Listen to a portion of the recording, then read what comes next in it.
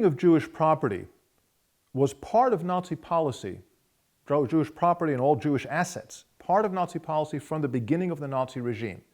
The Nazis determined that, first of all, in Germany, everything the Jews had been stolen from the German people, which is why they could take away their businesses, large or small businesses, take away their bank accounts, take away if someone had stocks or whatever they had, take away their homes. And any Jew who succeeded in emigrating from Nazi Germany emigrated with almost nothing. You had to leave everything behind. That perspective that the Jews didn't earn anything, they stole everything, followed the Nazis through everywhere.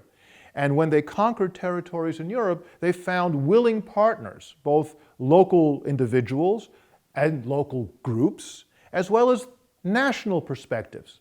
So we find that there were individuals, German and not German, taking Jewish assets.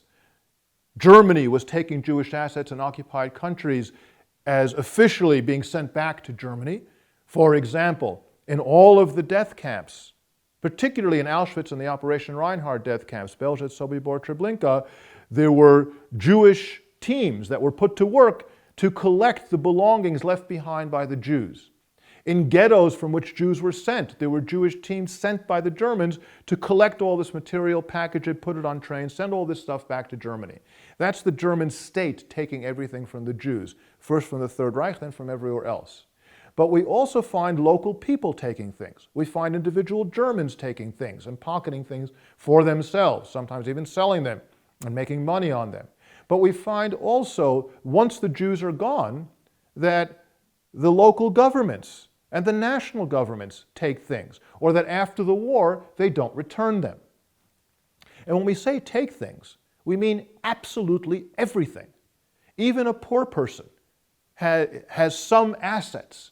The clothing the person is wearing, the shoes the person is wearing, the single goat he had, the shack he lived in, something. Everything is taken from the Jews. When you add up that everything, no one knows exactly how much it's worth. The place of, during the final solution, the place of Jewish assets in the final solution is a number of things. First of all, of course, the Jews don't have a right to any of these assets. Germany will take them.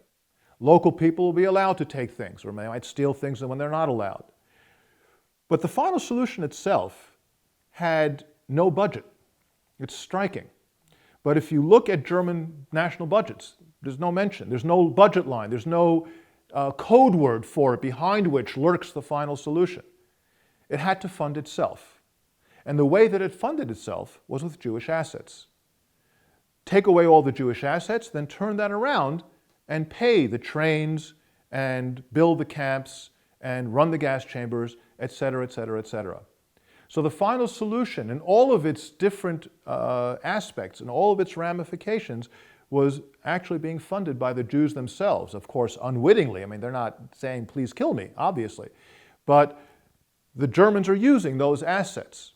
And there's so much to be used that there's plenty left for people who want to pocket things, or for the Third Reich to use these assets for poor people or for buying food or whatever it is that they needed to do.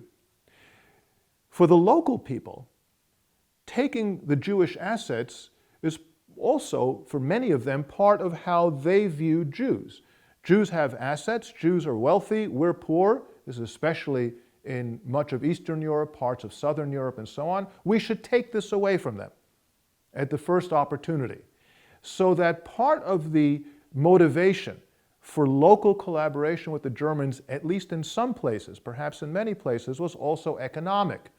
If we help them kill, we'll have an opportunity to enrich ourselves. Part of the motivation to get rid of the Jews is, of course, the anti-Semitism and get rid of the Jews, but also we will enrich ourselves because it's coming to us, or regardless of whether it's coming to us. And all of this together fits into the final solution.